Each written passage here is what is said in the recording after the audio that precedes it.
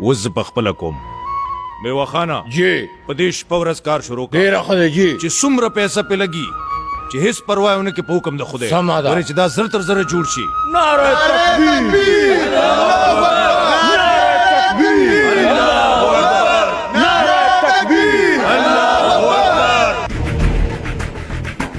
هی شرمېدلو هی شرمېدلو پته وه ماته چې د بدماشۍ په بازار کې به تاسو د ناکامۍ په دکان باندې کېنئ